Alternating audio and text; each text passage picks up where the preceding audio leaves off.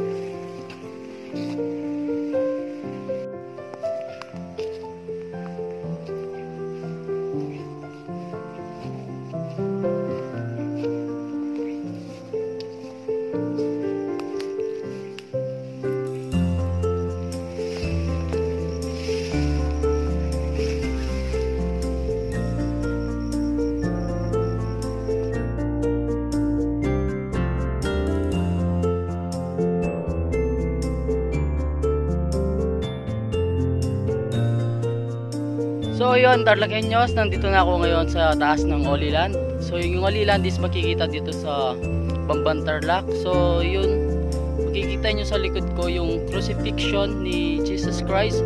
So pinaniniwalaan dyan, yung isang bato dyan is galing sa Mt.Galghota, na tinatawag nilang skull, kung saan pinako si Jesus Christ.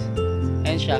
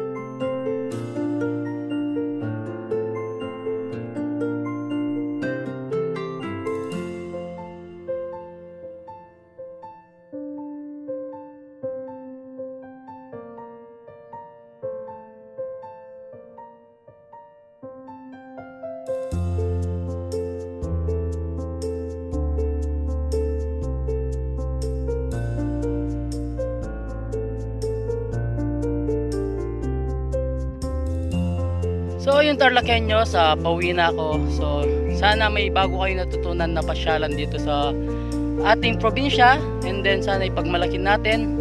Proud to be Tarlaqueños. Tarlac muna, exploring Tarlac. Don't forget to subscribe, like, and click the notification bell para maging updated kayo sa mga videos na ilalabas natin na pwede natin puntahan dito sa ating probinsya.